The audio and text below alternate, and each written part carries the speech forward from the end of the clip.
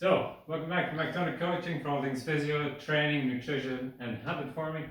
So today's video is on subacromium impingement or shoulder impingement. So the two main things that get impinged are your supraspinatus tendon of your rotator cuff and your bursa. So they get caught in this little space here. So people get pain in the front of the shoulder when they do push-ups, bench press, or they get this what we call painful arc. So you get pain in this region when you raise your arm.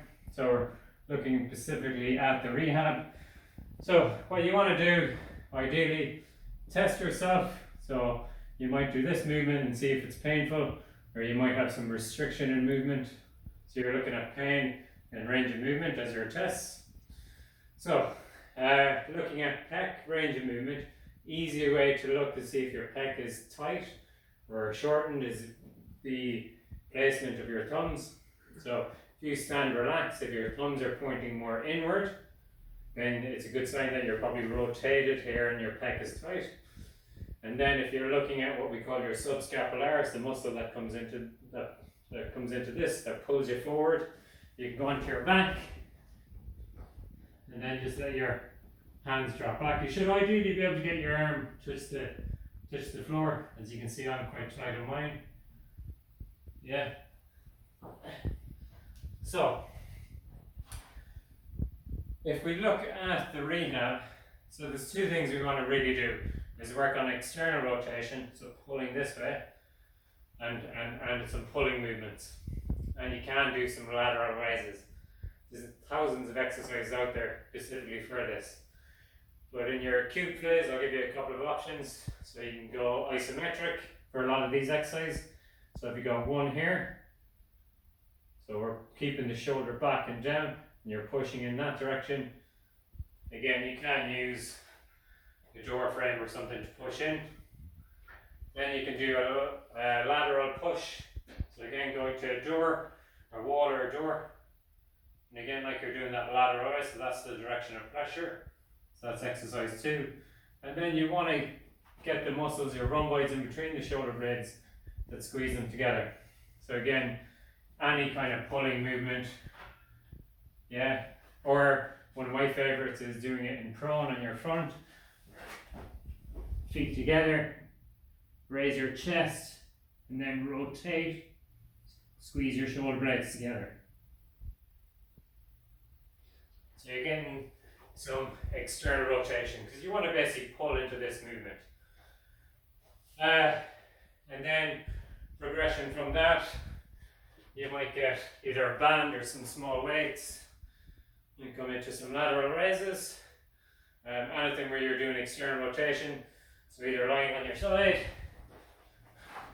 and again you might get some external rotation there, or with a band where you're pulling the band out.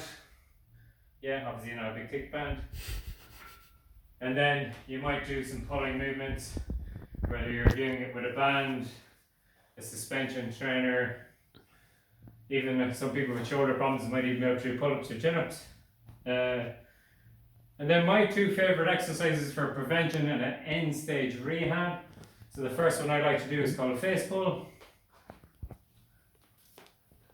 So coming here into this W, and again squeezing the shoulder blades back and together. Yeah. And then to make this exercise better, you can pull back, and then without that getting caught in my fist. Yeah. So you're doing a shoulder press. You're into that Y and then press overhead. So you might find the tower bands are a bit easier with that. So if I use my yellow one,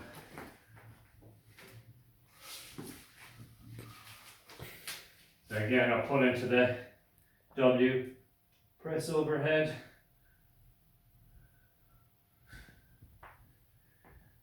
Yeah, and obviously you can do the knot in the middle and throw it over the top of the door. So that's your strengthening. You can also release your pec and your subscap either with a ball, which I've done in another video, you can go to that. So getting the ball in there, either on the floor or against the wall. Yeah, reaching above head, or your hand behind back. Or also getting into your subscap, either with your thumb into your armpit, then coming into external rotation to release that. Some people prefer to get the ball in there and release.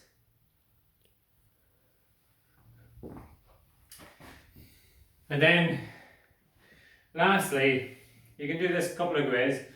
Also done in another video. Getting the shoulder to the back of the socket.